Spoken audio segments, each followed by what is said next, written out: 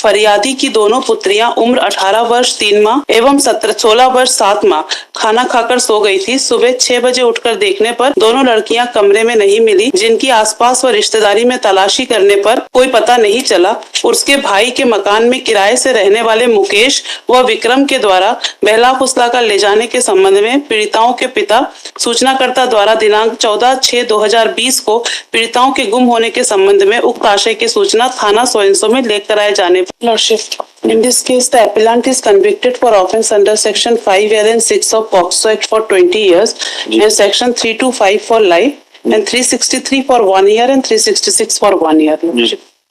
आपने कल supreme court का जजमेंट देख लिया फ्राइडे वाला?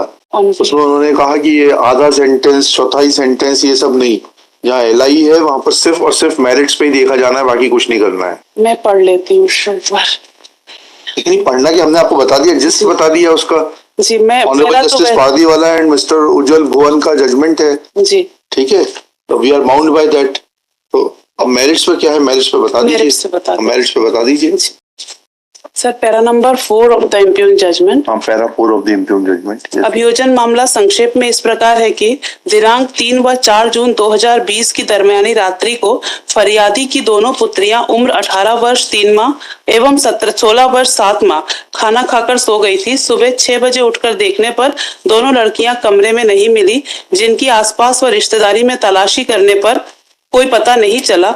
उसके भाई के मकान में किराए से रहने वाले मुकेश व विक्रम के द्वारा बहला फुसला कर ले जाने के संबंध में पीड़िताओं के पिता सूचनाकर्ता द्वारा दिनांक 14/6/2020 को पीड़िताओं के गुम होने के संबंध में उक्त आशय की सूचना थाना सोयनसो में लेकर आए जाने पर गुम इंसान क्रमांक सोयनसो कायम किया गया। उक्त आधार पर अपराध क्रमांक 33120 अंतर्गत धारा 363 प्रथम सूचना रिपोर्ट पंजीबद्ध की गई। घटनास्थल जहां से पीड़िता गई थी वाले स्थान का नक्शा मौका पीड़िता के पिता की निशानदेही पर बनाया गया। पीड़िताओं की आयु के संबंध में स्कॉलर पंजी की सत्यापित प्रतियों को जब्त किया गया। Lordship, the incident has taken place in the intervening night of 13th and 14th June. And the first prosecutrix was recovered on 31/7/2020. नहीं, पहली वाली 9/7/20 को। जी, 9/7/20 को। जो दूसरी वाली 31/7/20 को। इसके लिए हमें सजा पड़ी है। माइनर है 1C जी, वो 31/7/2020 को रिकवर हुई है, जिसके लिए हमें सजा हुई है। जी जी, 31/7/2020 को वो रिकवर हुई है सर। और जो हमको प्रोसिक्यूट्रिक्स की एज 16 साल 7 माह थी और जो एप्लीकेंट है सर वो 19 साल का था at the time of incident. Sir PW1 है प्रोसिक्यूट्रिक्स। सर पहले एज के पॉइंट को बता देती हूँ। डीएनए में क्या आया? डीएनए पॉजिटिव है। वो 1.5 महीने साथ में रही है एप्लीकेंट के। साथ में रहने से डीएनए पॉजिटिव आ जाता है?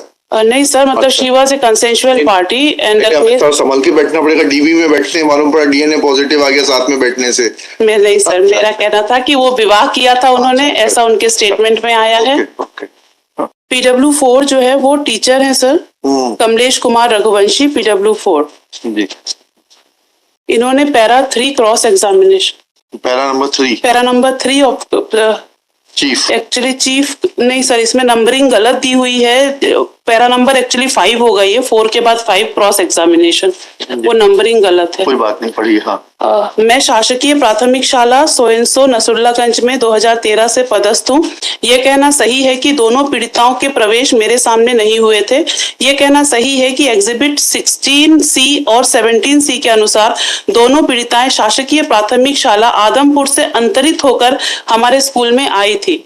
ये कहना सही है कि आज जो दस्तावेज एग्जिबिट P16 और 17 अपने साथ लेकर आया हूँ, उन दोनों में दोनों पीड़िताओं के आदमपुर स्कूल से अंतरित होकर आने का कोई प्रमाण पत्र संलग्न नहीं है।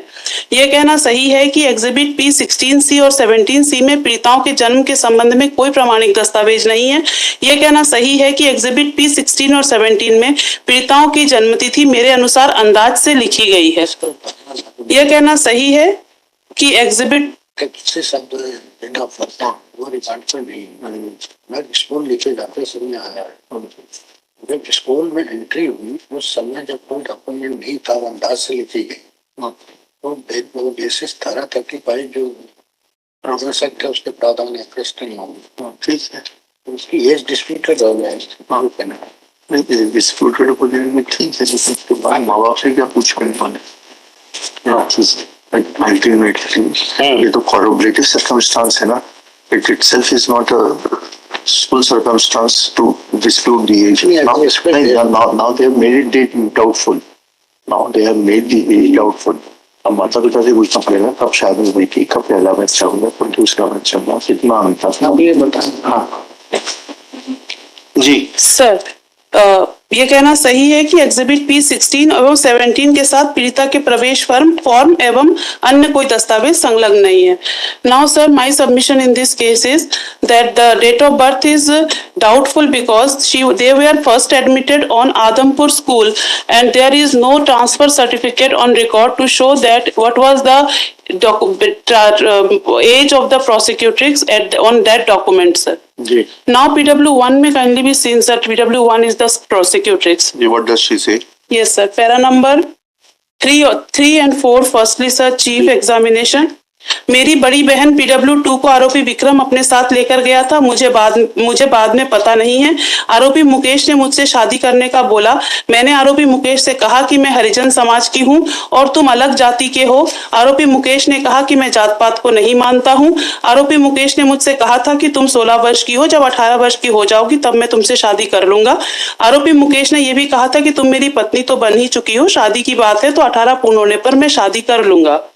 Then sir, para number 7 of cross examination, para 7, मैं आरोपी मुकेश व विक्रम को घटना दिनांक से लगभग 1.5 वर्ष पूर्व से जानती पहचानती हूँ। यह सही है कि घटना दिनांक को मेरे माता पिता हमारे नजदीकी रिश्तेदार के यहाँ विवाह कार्यक्रम में गए थे। मेरे माता पिता रात के 10 बजे विवाह कार्यक्रम से लौटकर घर आ गए थे। आरोपीगण मुकेश व विक्रम दोनों रात्रि 1 बजे हमारे घर पर आए थे। उस समय पर मैं और मेरी बहन पीड़िता क्रमांक 2 के तथा मेरी दादी घर पे थी। देन सर, पैरा नंबर 10, यह कहना सही है कि घटना दिनांक की रात्रि 2 बजे नीमाखेड़ी से नसरुल्लागंज के लिए हम लोग पैदल निकले थे। नसरुल्लागंज हम कब पहुंचे मुझे नहीं पता। नसरुल्लागंज से ट्रक से हम भोपाल गए थे। नीमाखेड़ी से नसरुल्लागंज की दूरी में कोई भी पुलिसकर्मी गश्त करते हुए नहीं मिला था। देन सर, पैरा नंबर 13, मुझे जानकारी नहीं है कि आरोपी मुकेश मुझे बिहार में किसके मकान में ले गया था। स्वतः कहा कि वह मकान आरोपी मुकेश की दीदी का था, उसमें पूरा परिवार सम्मिलित रहता था। यह कहना सही है कि आरोपी मुकेश ने मुझे शादी को लेकर प्रस्ताव रखा था और मैंने ये कहकर मना किया था कि मैं हरिजन समाज की हूँ, इसलिए यह शादी मैं नहीं कर सकती। आरोपी मुकेश ने मुझसे कहा था कि वो जात पात नहीं मानता है और वो मुझसे विवाह करना चाहता है। देन पैरा नंबर 14 सर, यह कहना सही है कि आरोपीगण हमें हमारे घर के पीछे वाले दरवाजे से पैदल चलाकर ले गए थे। उस दौरान हमने किसी भी प्रकार की कोई चिल्ला चोट या बचाव के लिए किसी को नहीं बुलाया था। रास्ते में भी हमने किसी से मदद नहीं मांगी थी। स्वतः कहा कि आरोपीगण हमें बंदूक दिखाकर ले गए थे। नसरुल्लागंज से बिहार तक ट्रक से ले जाने में लॉकडाउन के समय मैंने पुलिस वालों को भी किसी प्रकार की कोई मदद या बचाव नहीं मांगी थी। Now the same witness in para number 19 sir, 19, 20, 21, मैं आरोपी मुकेश के साथ 1 माह तक रही थी। मैं जिस स्थान में रह रही थी वो एक गांव था, लेकिन मुझे उस गांव का नाम नहीं मालूम। जिस मकान में मैं मुकेश रहते थे 2 अन्य लड़के भी थे। वो मकान किसका था मुझे इसकी जानकारी नहीं है। मैं ये कहना सही है कि वो मकान क्या बताना चाह रही हैं आप? सर, इसमें मेरा एज कैसे आ जाएगी? ये मेरा लड़की से पूछा एज के बारे में, इसने बोला है कि मुझे नहीं पता है। ये आया है इसके पैरा नंबर नहीं पता से वो मेजर हो जाएगी? नहीं सर, इसके माता पिता का जो स्टेटमेंट है। हाँ, माता पिता का बताइए जी। मैं इसमें सिर्फ ये कहना है सर कि जो लड़का था वो 19 साल का था और लड़की लगभग 19 साल का होने से जुवेनाइल तो था नहीं। जुवेनाइल नहीं था सर, पर ये कहना था कि जो कंडक्ट प्रोसिक्यूट्रिक्स का है, मैं उस एज पे फिर आ जाती हूँ माता पिता के स्टेटमेंट पे। कंडक्ट क्या बता रही हैं आप? उसकी कंसेंट तो है नहीं। अगर if she is minor then there is no valid consent. The age document, then you have to concentrate on age only. Documents जो एज के सिलसिले में जो PW4 ने जो डॉक्यूमेंट की बात की, माता पिता से क्या पूछा? इसके पिता से भी आया है सर। मदर का statement sir PW2 para 8 yes. माँ का स्टेटमेंट में पीड़िता क्रमांक 1 की शाला में प्रवेश कराते समय उम्र 5 वर्ष थी। शाला में प्रवेश कराते समय पीड़िता क्रमांक 1 की उम्र के संबंध में जो भी दस्तावेज उम्र संबंधित दिए थे उसके बारे में मुझे कोई जानकारी नहीं है। स्वतः कहा कि मेरे उसका एडमिशन हुआ था।